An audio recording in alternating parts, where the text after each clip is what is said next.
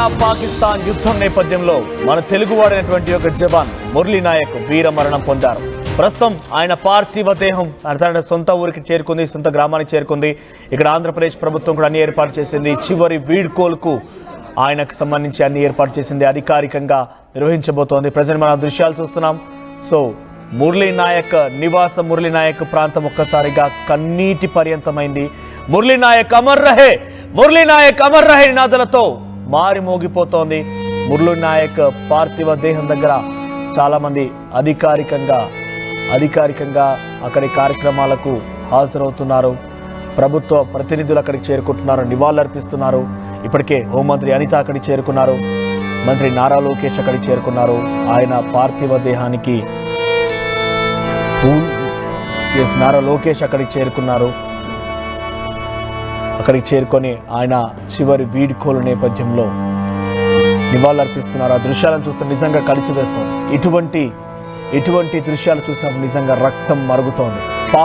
పాకిస్తానీల చేతిలో మన జవాన్లు ఎంతో మంది మరణించారు. ఈ 3 రోజులుగా సుమారుగా 10 మందికి పైగా జవాన్లు వీర మరణం పొందారు. అటువైపుగా అంత్యక్రియలకు సంబంధించి ఏర్పాట్లు కొనసాగుతున్నాయి. ఎక్కడైతే ఆయన పార్థివ దేహాన్ని చివరిగా వీడ్కోలు పలకబోతున్నారు, ఆ ప్రాంతం ఒక్కసారిగా కన్నీరు మున్నీరుగా విలపిస్తోంది. ఏకంగా ప్రతి ఒక్కరు కూడా కన్నీటి పర్యంతమవుతున్నారు. చాలామంది అక్కడికి చేరుకుంటున్నారు. సో ఇక్కడ సింగర్ మంగ్లీ కూడా అక్కడికి చేరుకున్నారు. మురళీ నాయక్ కుటుంబంతో తను భేటీ అయ్యారు. మురళీ నాయక్ కుటుంబాన్ని ఓదార్చే ప్రయత్నం చేస్తున్నారు. నారా లోకేష్ అక్కడికి చేరుకున్నారు, హోంమంత్రి అనిత అక్కడికి చేరుకున్నారు. నిజంగా మురళీ నాయక్ పార్థివ దేహం దగ్గర ఆ ప్రస్తుత వాతావరణం చూస్తుంటే అక్కడికి ఆ దృశ్యాలు చూసిన ప్రతి ఒక్కరు కూడా కన్నీటి పర్యంతమవుతున్నారు. భారత్ పాకిస్తాన్ యుద్ధం నేపథ్యంలో వీర మరణం పొందినటువంటి మన మురళీ నాయక్ కోసం మనం కూడా ఒక్కసారిగా ఆ కుటుంబానికి ప్రగాఢ సానుభూతి వ్యక్తం పరుస్తూనే మన జవాన్ యొక్క స్థైర్యాన్ని మనం కూడా చాటి చెప్దాం. అమర్ రహే మురళీ నాయక్, అమర్ రహే మురళీ నాయక్. వీర మరణం పొందినటువంటి ఈ మురళీ నాయక్ని అందరం కూడా తలుచుకోవాల్సిందే. ఆయన స్థైర్యాలని డెఫినెట్గా మెచ్చుకోవాల్సిందే. పాకిస్తాన్ ముష్కరుల చేతిలో, పాకిస్తాన్ ఆర్మీ చేతిలో వీర మరణం పొందినటువంటి మురళీ నాయక్ అంత్యక్రియలకు సంబంధించి అక్కడి తాజా పరిస్థితి చూద్దాం ఒకసారి. సో మంత్రులు చేరుకోవడం, అధికారికంగా ఆ కార్యక్రమాన్ని ప్రభుత్వమే చేపట్టే విధంగా అన్ని ఏర్పాట్లు చేయడం. మురళీ నాయక్ ఒక యువకుడు, భారత వనికి అందించినటువంటి ఒక యువ రక్తం ఉన్నటువంటి యువకుడు. సో రొమ్ము విరిచి పాకిస్తాన్ ముష్కరులను తిప్పికొట్టే ప్రయత్నంలో ఆయన వీర మరణం పొందారు. ఒకసారి మురళీ నాయక్ నివాసం దగ్గర నుంచి ప్రస్తుత పరిస్థితి చూద్దాం.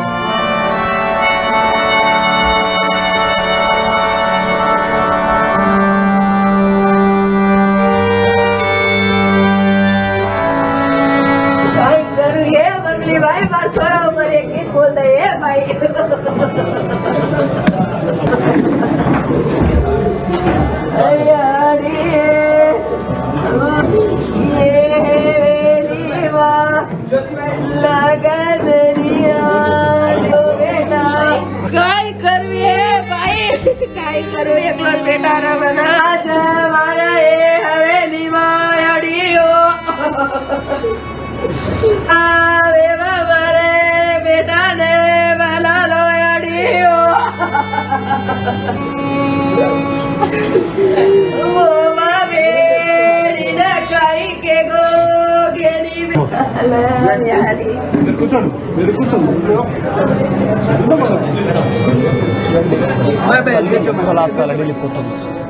ఆ తల్లి ఎంతలా తలడిల్లిపోతుంది చూడండి.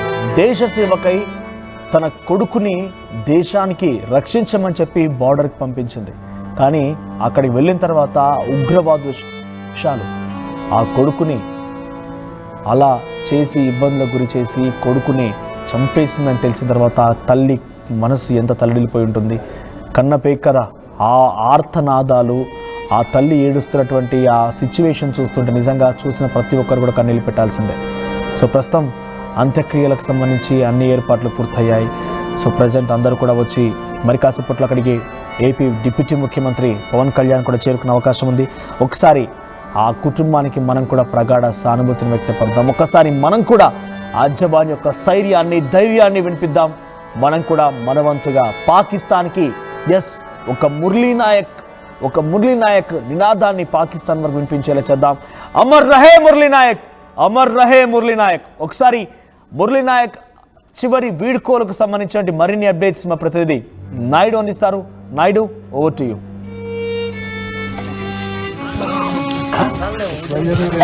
నువ్వు కోఆర్డినేట్ చేసుకోవాలి కదా.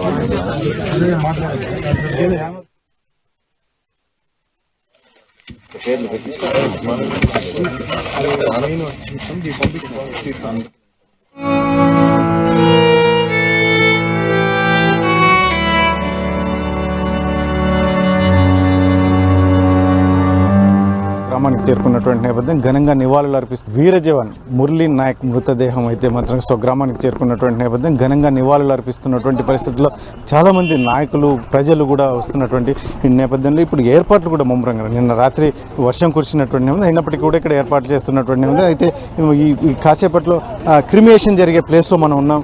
ఈ మధ్యాహ్నం లోపు 12 లోపు క్రిమియేషన్ జరుగుతుంది. ఇక్కడ ఏర్పాట్లు కూడా జరుగుతున్నట్టు చూడవచ్చు మనం.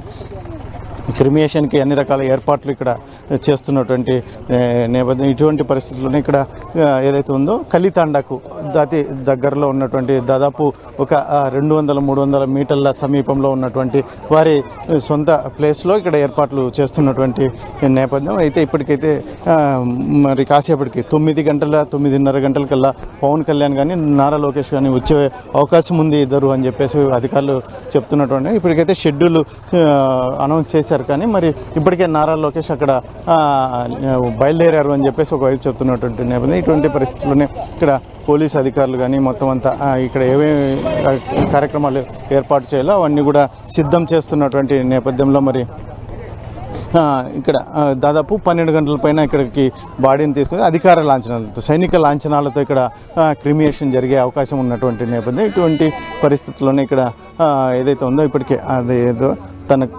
కావాల్సినటువంటి తను పూడ్చడానికి సైనిక లాంఛనాలతో పూడ్చడానికి గుంతని కూడా తవ్వుతున్నటువంటి పరిస్థితులు మనం చూడొచ్చు ఆ టీవీ లైవ్ స్క్రీన్ ద్వారా. ఇక్కడ మధ్యాహ్నానికి ఇక్కడ చేరుకునే అవకాశం ఉంటుంది కాబట్టి ఇక్కడ ఏర్పాట్లు కూడా చుట్టూ బ్యారికేడ్స్ ఏర్పాటు చేసి, ఎందుకంటే విపరీతంగా మాబ్ వచ్చే అవకాశం ఉంటుంది. క్రౌడు, నాయకులు వీళ్ళందరినీ కట్టడి చేయాలంటే ఖచ్చితంగా కొంచెం పగడ్బందీగా ఇప్పటికే బ్యారికేడ్స్ కూడా ఏర్పాటు చేసినటువంటి నేపథ్యం. అయితే ఇక్కడ గ్రామస్తులే కాకుండా బయట ప్రాంతాల నుంచి కూడా చాలామంది వచ్చే అవకాశం ఉందని చెప్పి చాలామందికి ఇక్కడ ఇన్ఫర్మేషన్ ఉన్నటువంటి నేపథ్యంలో మరి క్రిమియేషన్కు అన్ని ఏర్పాట్లు చేస్తున్నామని ఒకవైపు అధికారులు ఇక్కడ దగ్గరుండి మరి వారి ఏర్పాట్లు చూస్తున్నటువంటి నేపథ్యంలో మరి మధ్యాహ్నానికి ఈ కార్యక్రమం ముగియనుంది. అధికారిక సైనిక లాంఛనాలతో మొత్తం, ఎందుకంటే నేషనల్ ఫ్లాగ్ తన మీద కప్పిన తర్వాత ఇక్కడ తీసుకొచ్చి ఇక్కడ కార్యక్రమం అనేది జరుగుతుంది అని చెప్పేసి చెప్తున్నటువంటి నేపథ్యంలో మరి ఇక్కడ అధికారులు కూడా ఉన్నారు. ఇక్కడ ఏం చెప్తారు వారు చూద్దాం. ఇప్పుడు ఎన్నింటికల్లా ఇక్కడికి వచ్చే అవకాశం ఉంటుంది చెప్తున్నటువంటి నేపథ్యంలో అధికారులు ఉన్నారు మనతో. ఏం చెప్తారు సార్? ఏం సార్ ఇక్కడ క్రిమియేషన్కి తగిన ఏర్పాట్లు చేస్తుంది ఏం జరుగుతుంది ఇక్కడ? అంత్యక్రియలకు సంబంధించిన ఏర్పాట్లు ఇక్కడ జరుగుతున్నాయి. సో అంత్యక్రియలన్నీ కూడా 9 గంటల తర్వాత మొదలయ్యి మధ్యాహ్నం 2-3 గంటల మధ్యలో ఇక్కడున్న మనకు వచ్చే ప్రజలను బట్టి తెలుస్తుంది. అంతిమయాత్రలో పాల్గొనేదానికి ఎక్కువ మంది ప్రజలు వచ్చే అవకాశం ఉన్న సందర్భంగా రాష్ట్ర ప్రభుత్వం దాదాపు 1350 మందిని పోలీసులను కూడా ఇక్కడ డిప్లాయ్ చేయడం జరిగింది. ఇప్పుడు క్రిమియేషన్కి సైనిక లాంఛనాలతో ఉంటుందో ఎలా ఉంటుంది? సైనిక లాంఛనాలతో పాటు మరియు రాష్ట్ర ప్రభుత్వం కూడా స్టేట్ హానర్తో పూర్తి స్థాయిలో అధికారికంగా ప్రభుత్వం యొక్క అధికారిక కార్యక్రమంగా పూర్తి లాంఛనాలతో ఇక్కడ ఈరోజు క్రిమియేషన్ చేయబడుతుంది. సార్ ఇప్పుడు క్రిమియేషన్ ఎక్కడ జరుగుతుంది సార్? వారి ప్లేసా లేదంటే మీరు ప్రభుత్వం సెలెక్ట్ చేస్తారు? వారి సొంత భూమిలోనే, వారికి సంబంధించిన సొంత భూమిలోనే వాళ్ళు ఈరోజు సెలెక్ట్ చేసుకొని దీంట్లోనే ఉండాలి. వాళ్ళకి ఉన్నది ఒకే కొడుకు కాబట్టి వాళ్ళకి సంబంధించిన సమాధి ఇవన్నీ కూడా ఇక్కడే ఉండాలని వాళ్ళు నిర్ణయించుకోవడం వల్ల ఇక్కడే ఏర్పాటు చేయడం జరుగుతుంది. సార్ క్రిమియేషన్కి భారీగా మాబ్ వచ్చే అవకాశం ఉందని బ్యారికేడ్లు ఇటువంటివి ఏర్పాటు చేశారు? పూర్తి స్థాయిలో ఏర్పాటు చేసినాం. ఇప్పుడు మనం చూస్తున్నాము అంతా కూడా దాదాపు 100 మీటర్ల వరకు ఎవరిని కూడా అలౌ చేయకోకుండా పూర్తి స్థాయిలో స్టేట్ హానర్ కానీ వీటన్నిటి కూడా ఎక్కడ భంగం కలిగించకుండా మనం ఏర్పాటు చేయడం జరిగింది.